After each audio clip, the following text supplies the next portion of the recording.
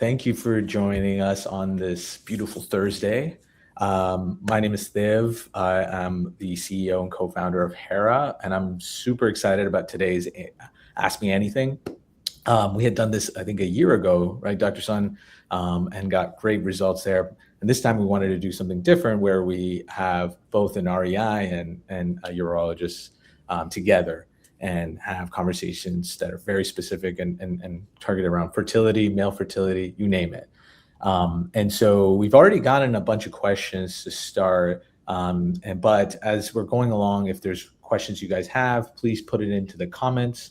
We'll be able to go through them. We'll try to get through all of the questions that we have. But if we don't, we'll try to get back to it afterwards. But before we get started, would love for both docs to introduce themselves. Maybe Dr. Sun, you can start. Yeah, sure. Andrew Sun. I'm a male infertility specialist urologist. I practice in Arlington, Texas, kind of between Dallas and Fort Worth. Run the Men's Health Center inside of a large urology group. So we focus on hormone management for men, infertility, and also erectile dysfunction, sexual dysfunction, and these kinds of things, as that also plays a role in fertility. And yeah, that's me.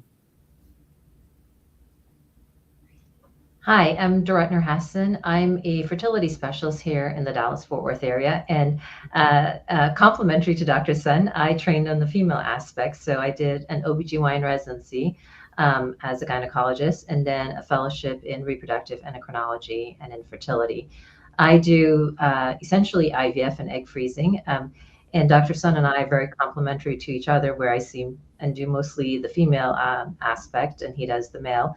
But we combine together to do the IVF and fertility treatments and bring information for both the male and female as to how they both can improve their eggs and sperm to get better embryos and ultimately the final results, taking a baby home. So I'm pretty excited to be part of this. Thank you for the invite.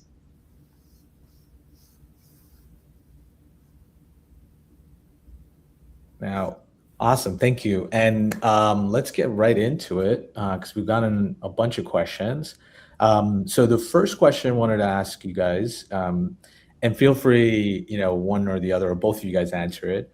The first one is, how significant is abnormal morphology, 2% or 0% for natural conception versus IVF?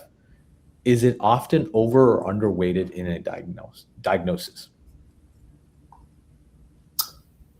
So, it's definitely, of the big factors that we look at, concentration, motility, that kind of thing, morphology is, at least for us, probably the one that we generally care about the least. Not to say that it's not important, but, if you have good motility and good numbers and overall, and like the morphology is a 3, where the absolute cutoff is a 4, like that's probably not necessarily going to make like the biggest impact. Especially because, as you probably know, most people know, like with semen analyses, rarely do we have a direct intervention for like each individual factor, right? There's not like, oh, I have low concentration, do X. I have low morphology, do Y. It's much more sort of broad and general than that. And so when we're talking to guys about their semen analysis, of course, everything's important, but for us, it's not quite as the most important thing. I don't know about when you guys look at it. Yeah, I agree with you, Dr. Sun. I think we look at the whole aspect as well. It's not just the morphology. So the concentration or count is important, motility is important, the morphology is important. And I really do feel like seeing the big picture, having a Kruger score. So just for everyone, we follow the WHO 6th edition 2021 parameters. So morphology, Kruger strict morphology of 4% or higher is what we're looking for. And I agree with Dr. Sun, if it's a 3%, but everything else looks good, the motility looks good, the concentration looks good, we're not going to worry too much about that 3% morphology. But if the morphology is persistently 0%, 0%, 0%, and we're seeing that in light of low sperm count, low sperm motility, then perhaps maybe we would be discussing something differently. So again, I agree with Dr. Sun. It's looking at that big picture, not just that one specific number. Perfect. Thank you for that answer. The next one we have is around DNA fragmentation. This has been a popular test now I've seen more and more of. And so what is the best lifestyle changes and treatments to improve DNA fragmentation when there's no identifiable root cause like varicocele or inflammation? Yeah, sure. One of the themes in general when we're talking about male infertility and like interventions upon the semen analysis that you'll find is that it's very hand wavy and generalized. The science in the fertility world is just in the male fertility side is just not that good. We have this semen analysis with these numbers, and they generally correlate to things, but there's much that we wish for in terms of like really, really getting into the nitty gritty about like the detailed science of this. And so DNA fragmentation is one of those things. Obviously, if you have lots of DNA fragmentation, we think that would be associated with more either difficulty conceiving or early miscarriage or pregnancy loss. And if you think about DNA fragmentation as damage, and damage as occurring from what we call oxidative stress, or basically like stress along the sperm as they're being produced, then anything that seems like it would reduce that would be a good thing. I mostly just tell my patients, like, anything that it sounds reasonably healthy, probably should do that. And if it sounds unhealthy, don't do that, because patients are always asking like, hey, how many drinks can I have? And how many cigarettes can I smoke? And my answer is, does that sound healthy? Like, if it doesn't sound healthy, you probably shouldn't do any of it, ideally. In the real world, you got to do what you got to do, I guess. But, and so in terms of like lifestyle changes, don't do bad things. Smoking, that's obviously very like oxidative stress or, inflammatory, right? Extra heat is not usually good. That's the one thing. Like, I like saunas, but sperm don't like saunas. So definitely, stay out of that. And then, in terms of like preparing for a semen analysis, there's some idea that the earlier you get the sperm, or the fresher the sperm is to, per se, the less time that sperm has been around to accumulate this sort of DNA damage. And so, frequent masturbation, or basically like ejaculating a bunch of times before giving a semen analysis for use, whether that's IUI or IVF, you're trying to basically flush the pipes, so to speak, and get the fresh guys going so that they don't have enough time to accumulate that DNA damage. That's also a strategy that you could, potentially use. Yes, I agree with all those things. With lifestyle, cutting out heat exposure, just like you said, sauna, hot tubs. I know working out is great for men, and then they want to sit in the hot tub, but sperm doesn't like that. So for men, the sperm or the testicles sit outside the body because they need a cooler environment for spermatogenesis, for the sperm to grow. For women, our ovaries sit inside the body, and our ovaries can tolerate high body temperature. So for men, having that cooler environment is so important. And I absolutely agree as well. Cutting out substance usage is very important. One of the other things I talk to patients about is getting more antioxidants. So we talk about starting vitamins. Just a multivitamin a day is great. Extra zinc, extra selenium, extra coenzyme Q10, also very good. I also stress with them healthy lifestyle. And there's so many diets out there, and we all get trapped with which diet should I follow and what's the right thing, and am I doing the right thing? And sometimes we feel like a failure because we should be following one diet or the other. And the reality is just diet in moderation. Try to stay away from processed food. So anything that's processed, where you read the ingredients section on a box or container, and there's some long chemical name in there and you don't understand what that is, that's probably not something that's good for you. It's probably very processed. So staying away from processed foods is a big thing that I tell patients, as well as trying to cut out carbs as much as we can to our ability for all of our cells to tolerate sugars becomes less and less as we advance in age, and our insulin resistance goes up with age. And so cutting out sugars is super important. And then from the treatment standpoint, just like Dr. Sun said, frequent masturbation or ejaculation prior to giving us that sample for the IUI is very important. That way we get a fresher sample, a sample that's not been sitting in the system or in the pipes being exposed to oxidation for a long time. So giving us that fresher sample, and as well as in some severe cases, Dr. Sun and I have decided that TESE may be important, so testicular sperm extraction. Many times I would refer the male patient to Dr. Sun for that TESE.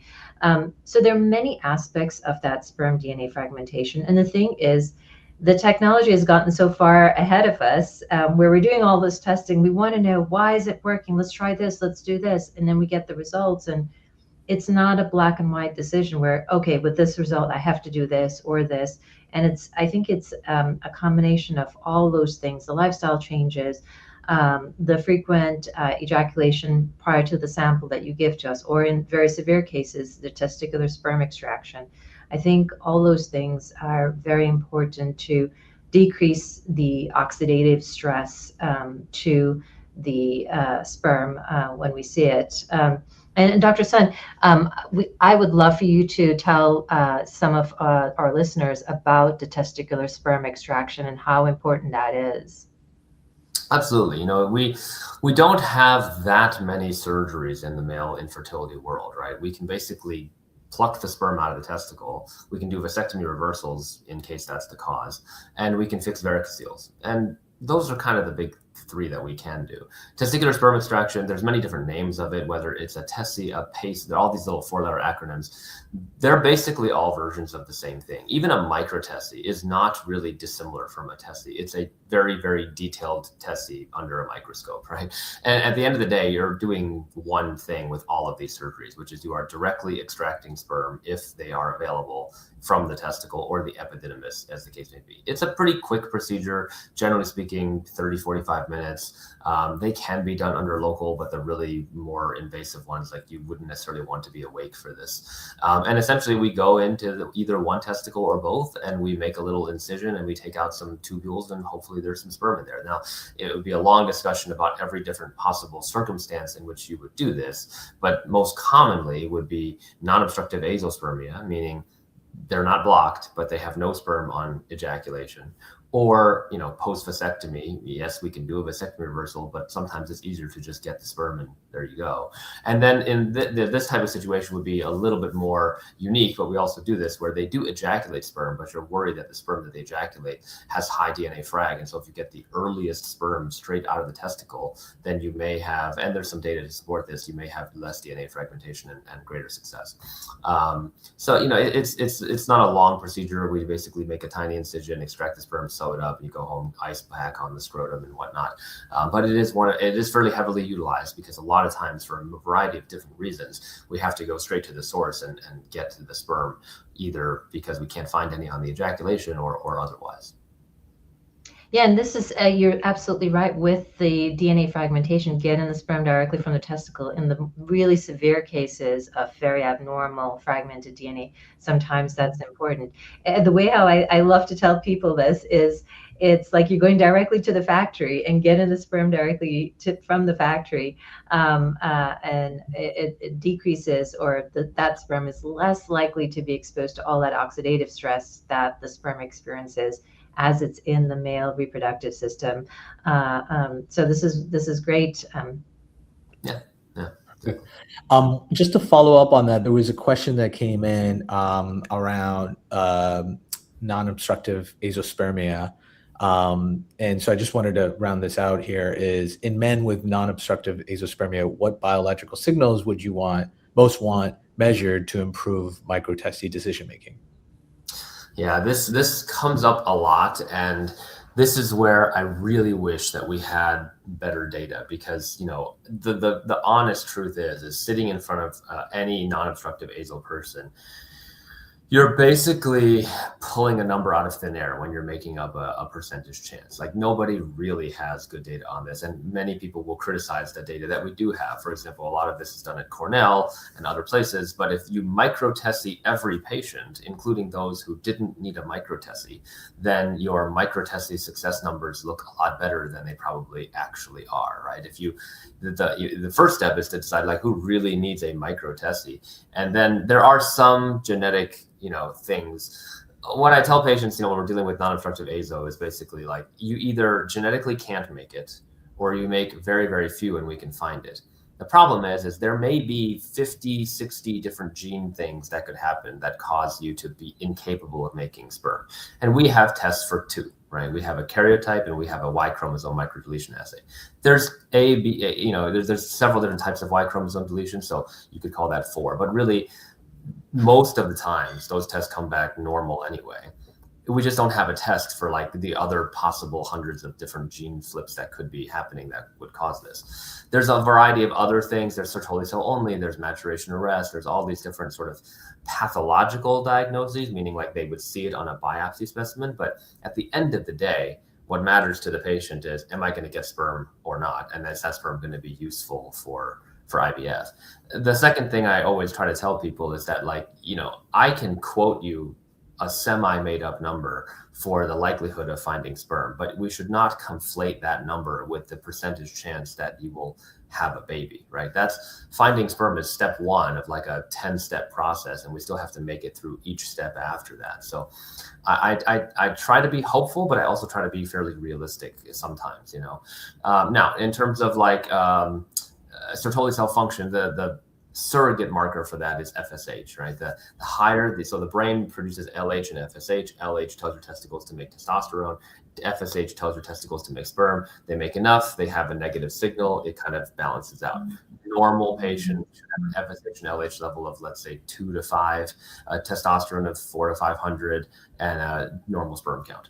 So the higher the FSH is, the more this person's body is telling you that their brain is essentially screaming at the testicles to make sperm, and the testicles aren't doing it. And there is definitely, although it's not like at some number the percentage becomes this or that, but there's definitely a general correlation between the higher the FSH is in a man and the lower the likelihood you're going to find sperm, right? So I'm much happier when I see azoospermia and the FSH and LH are like 8 than when I see an FSH that's like 40, right? That's not impossible, but it definitely does decrease the chances. We don't have that. I mean, testicular volume is used as like a surrogate size.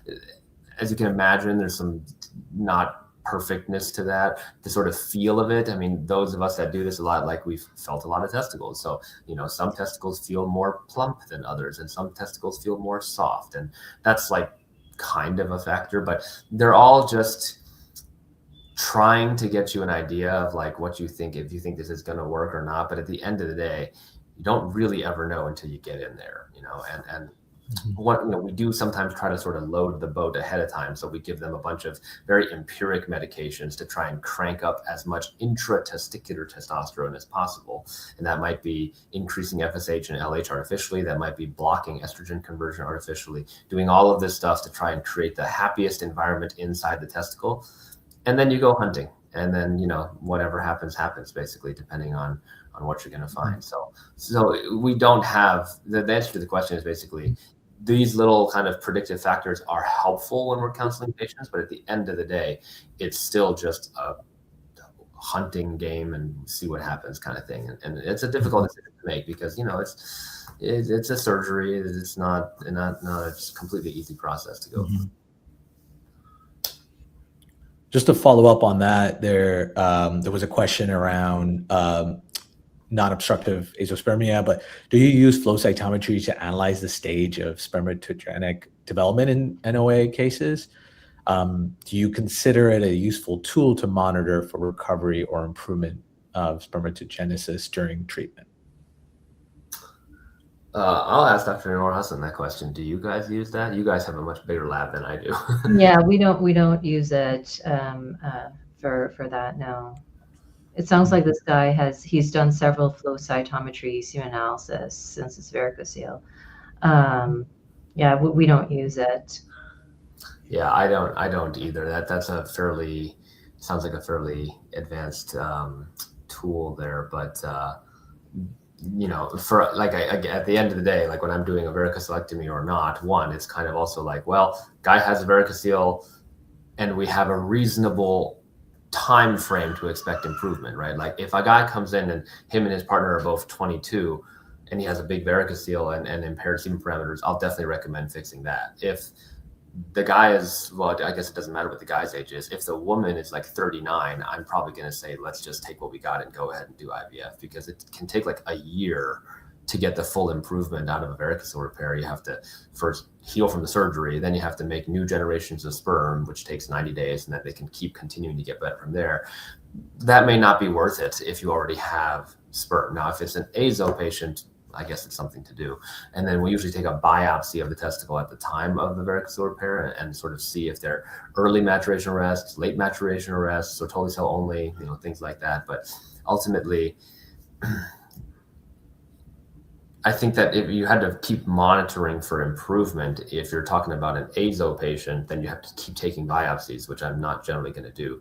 And if it's a patient who has sperm in the ejaculate, then you probably just use it once you get some to do IVF with. Yeah, I agree with you in terms of the varicocele repairs. Exactly. If you have a 21-year-old and you have time, you can do the surgery and you have large varicoceles, you can do the surgery, you have time to watch it recover. But then if the partner is older, really we're talking about IVF, and you may be doing some modifications like hormonal treatments, but really trying to get them to IVF as soon as possible. And I think that's a very important point, like that we work together very closely. And there's a lot of times where I have a guy come in and he's got, some stuff going on, but like, I sort of ask the question, like, how old is your wife? And then when the answer is like 37, 38, 41, I'm like, look, I can play around with stuff on with medications and do stuff. And maybe I change things like in a 5-10% in either direction, but like, we just kind of need to go towards this, because again, much of my counseling, and I talk about this in general, fertility is one of the only fields, if not the only field in medicine, where you have to simultaneously consider two people, right? And if I just played with the sperm forever, and not considered what's happening over there, that's not going to work out. And we historically have seen that women definitely bear the burden of the infertility care. And I would say I used to see a lot more guys who they've been trying for 3 years and their wife has been evaluated all the way and they've never had a semen analysis, right? And so now finally, thanks to companies like Hera and others, men are getting semen analyses earlier, which is great, because why not check both partners from the outset? It was always very sad to see this 3 years of wasted time when the woman's been through all of this testing and the guy never had a semen analysis, and lo and behold, he has azoospermia. I'm like, well, we could have known that 3 years ago, And that's so important that you said that. So getting both people tested is super important. And at that new patient visit, we give them a battery of testing. And sometimes they look at me like, why do I have to do everything here? Because there's so many aspects of fertility. There's the eggs, there's the reproductive system, and then the sperm. And the sperm is very important. The sperm contributes to that embryo and to creating another person, a fetus, and a live bird. And so the sperm is very important. And I'm really glad companies like Hera have started up and getting men the knowledge and education they need about male fertility and getting them to testing sooner than later. Awesome. Man, time is really flying by. I know we had planned for only for 30 minutes. Is it okay if we go a little bit over, guys? Yeah, I'm good. And we might not get through all of the questions, but there's some really good ones that are coming out. I think one consistently I'm seeing is around FSH. And so there's a two-parter here. I'm just going to post it here. All right. Let me see if I can show it there. All right. So the first part is around, what do elevated FSH levels mean for sperm production prognosis? What treatment options exist, including HCG therapy? And then there's a second part to this after. In the male, the higher the FSH is naturally, the more, so the pre-intervention FSH is a signal. And the signal is that the testicles don't work very well, right? Because your brain is trying to scream at the testicles to do stuff. And so the more they're screaming, that's kind of telling you that's less that the FSH is working. So you ideally want to see a lower FSH. 70 is super high. Men's FSH and LHs both naturally kind of go up over time because their testicles are aging. And so their brain requires a stronger sort of signal to get the testicles to do stuff. Now, artificially increasing the FSH and LH can be a good thing, right? So at the baseline state, it's a signal. But if we intervene and pump out even more, we could use that to try and stimulate more either testosterone production through LH, which is HCG. HCG is basically LH in a bottle, or FSH, and you can also give recombinant FSH. Hard to get, very expensive, but you can do it. And so the lower the FSH is, the more sort of room there might be some benefit to give people more FSH and LH, either with a pill like Clomid, which boosts both, or by injecting one or the other. The higher the FSH is, the worse the testicle likely is at default, and the less good you're necessarily going to do by giving it even more, right? So like, it's already super high, making it slightly more high, it's not going to be as big of a deal as when it's like here and then up. And then when it's really low, sometimes those guys are more just like pituitary hypofunction, and we can make a lot more impact that way.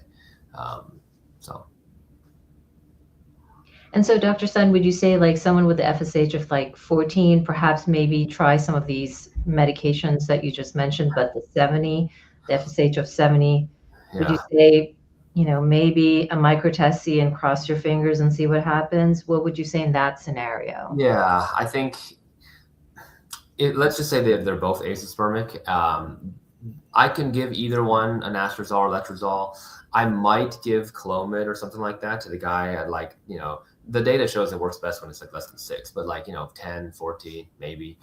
If it's already 70, Clomid's not going to do anything. FSH is not going to do anything. And I will be pretty blunt with them and tell them like, look, we can try a micro-TESE, but I'm not going to like pretend like I think there's a really high chance here. It's just that because I can never say 0, right? There's only very, very rare circumstances like ACFA or something.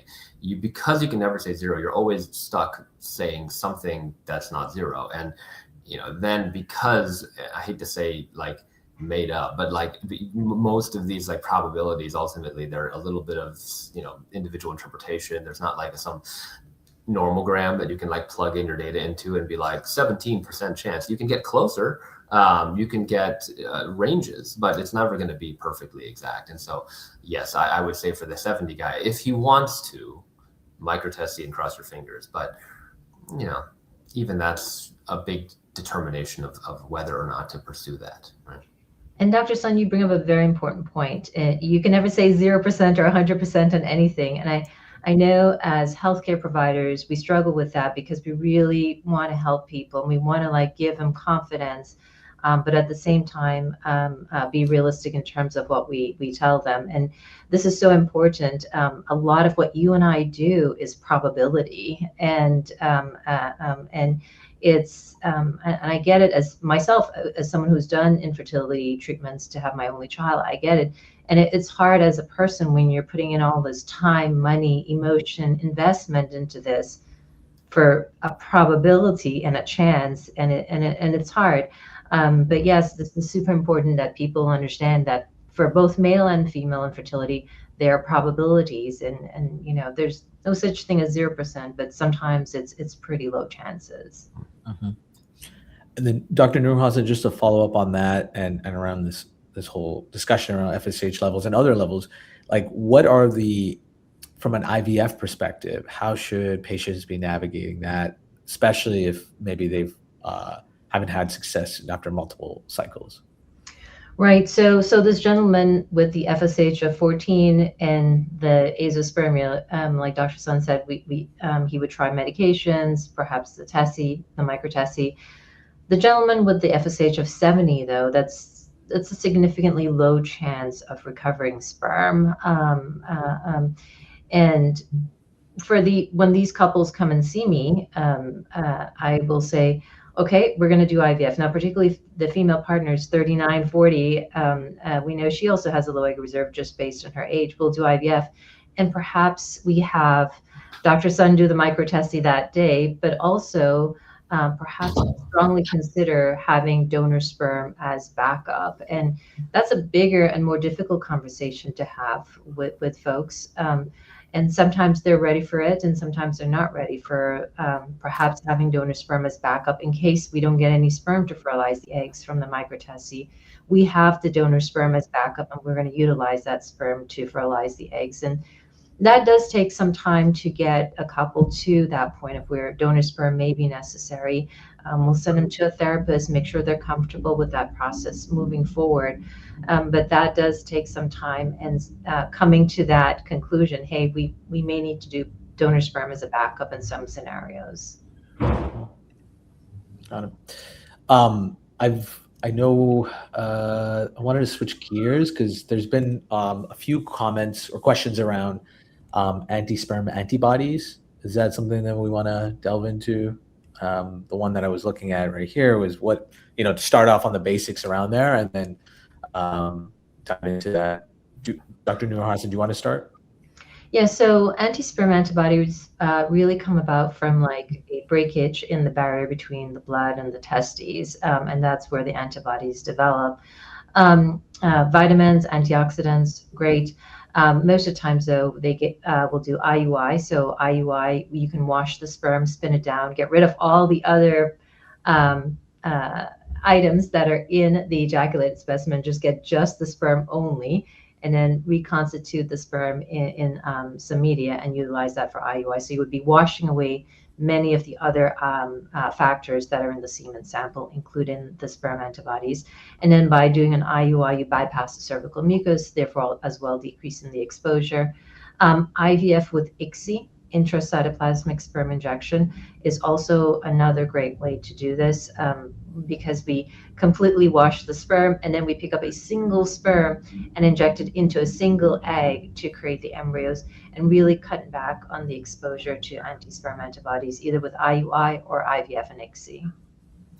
I completely agree that, whenever I see that, and usually, honestly, someone like me is the cause, right? Vasectomies can do it, testicular trauma, testicular surgery, things like that. That can create these antibodies. They can cause them. Essentially, you can think about them as like clumping the sperm together. So what do sperm want to do? They want to swim freely. They have to get through the cervical mucus. So when they're all like clumped up, it may be hard to do that. It may be hard for them to get into the egg. But before like we had IUI and IVF, we would give people like steroids and stuff, but the downsides of that are much greater than the possible potential benefits of it. And so I usually direct those guys to, hey, if it's not that bad and like you still got tons of sperm, IUI takes care of most of the potential worries, right? You're getting past the cervical mucus, you're getting all the, as Dr. Noor Hassan said, washing off all the crud and just getting what you want. And then if that doesn't work, or if, there's lots of like really interesting scientific nuances about anti-sperm antibodies. Do they attack the head? Do they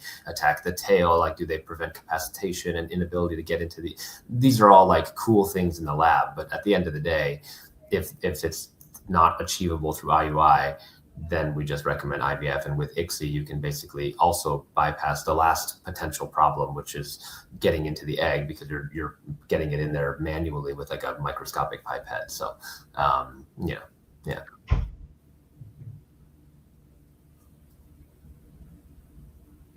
Man, there's just too many good questions coming in.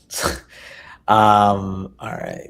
We're going to have to do a second episode. Yeah, I think so. I think 30 minutes really flew by right there. All right. I think what we'll do next is kind of log down these questions here, and then maybe we can go over them separately and see if there's any that we can respond to. But yeah, overall, I think we got through most of them, most of the big ones there. Thank you, both of you guys, for answering them.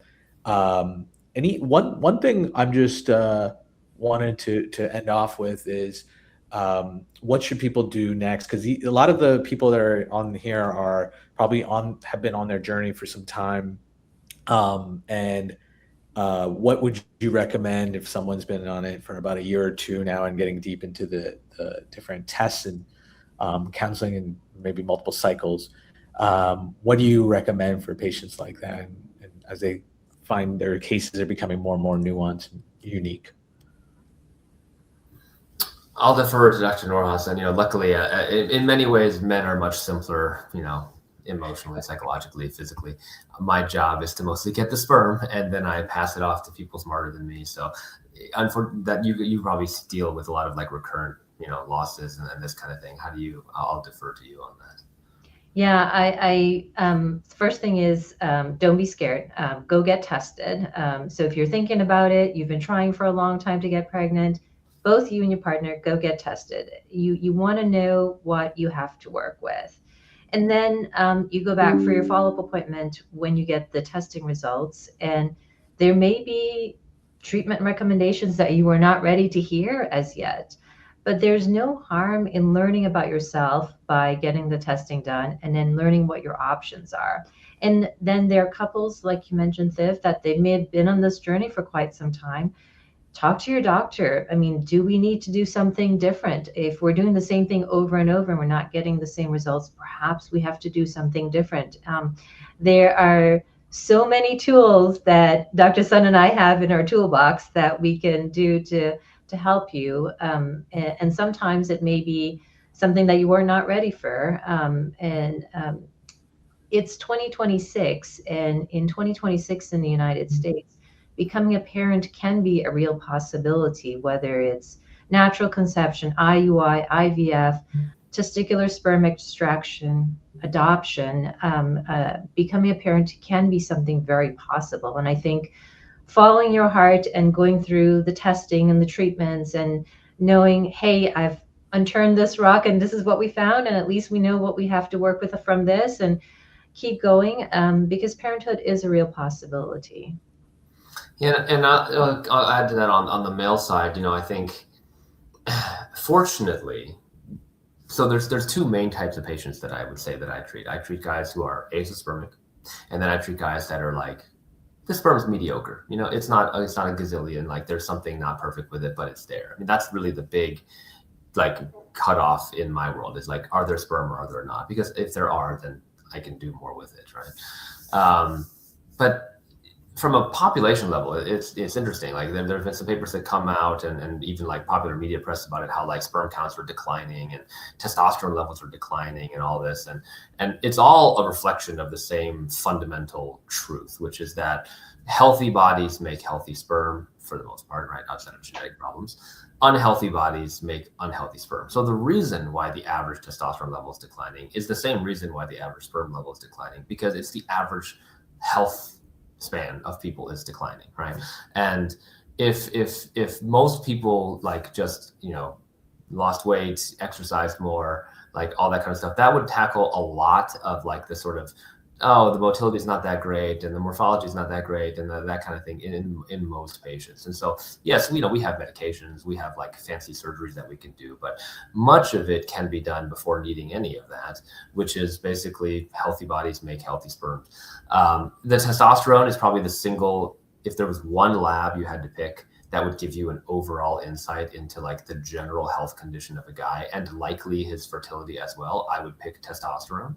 But, and this is my concluding statement, do not take testosterone if you want to have kids, right? That's probably the number one, by far, most common cause of self-created infertility is taking testosterone. And nowadays it's super popular. You can buy it from like 50 different websites online and start injecting, and they're not really good about telling you that it kills your sperm. I can't tell you how many patients I see a week that's just like, I don't make sperm. And I look at them in their medication list. I'm like, you take testosterone, that's it, and then you have to go through a very painful like period where you have to come off for like a year and all this kind of stuff. So completely, like, if I get you to make more of your own tea with meds, or if you get yourself to make more testosterone through diet, exercise, weight loss, more sleep, less stress, all of that, sperm are happy. If you take outside testosterone, sperm die. So just remember that. And I want to just say a few things. Dr. Sun is absolutely correct on so many aspects there. So for all of us, men and women, when we're younger in our 20s, our age compensates for a lot of our lifestyle factors. And as we advance in age, and now in our population, we're putting our career, doing other things, traveling the world. And when we finally get around to having kids, we're in our late 30s, early 40s. And so it all starts with that egg and sperm. And that egg and sperm is only as good as the person whose body it's inside of. And so it's the same way when in our 20s, you could study all night for an exam and be functional the next day. In our 30s and 40s, we cannot do that, where age doesn't compensate for some of our habits. So that's where our lifestyle is important. So healthy lifestyle, antioxidants, getting sleep. Sleep is super important. Just like how when we get a good night's rest, we wake up the next morning ready to function. It's the same thing that's happening on all the cells inside our body. Those cells, the ability of those cells to function correctly and efficiently depends on how much rest they can get as well. And that's the egg and the sperm cell are super important. So it starts with that egg and sperm and how healthy you are. The healthier both of you are, the healthier the egg and sperm will get. And he's right. Healthy lifestyle will improve your testosterone levels naturally. Healthy lifestyle, getting good sleep, a good reasonable amount of exercise, eating a nice balanced diet will improve your testosterone naturally. And then we can give you or Dr. Sun can give you medications to improve your testosterone that can help get that mediocre sperm to a little bit further up. And don't take testosterone replacement therapy. That's one of the biggest things we see. And sometimes I have couples where the husband started testosterone replacement therapy. They forgot to tell their wives and they forgot to tell me. And we get to the semen analysis and there's no sperm in the semen analysis. And I get it. Testosterone supplementation makes you feel good about you. It improves lean body muscle mass. It improves libido. It's not great if you want to have a baby, and there are better ways to naturally increase your natural testosterone. And then there's one more thing that Dr. Sun also said that I thought about is even getting small improvements in the sperm. Sometimes I send men to Dr. Sun and they come back and their sperm improved a little bit, but the guy's beating himself up. He's like, I thought it'd be completely normal. And it's okay if it's not completely normal. That small improvement in semen parameters sometimes makes a massive improvement on the embryo quality when we do the IVF, and will make a massive improvement in terms of the chances of that male's partner getting pregnant. So I would say don't beat yourself up if you have just a small improvement in the semen parameters, because those small improvements make massive improvements in what we see in the embryos.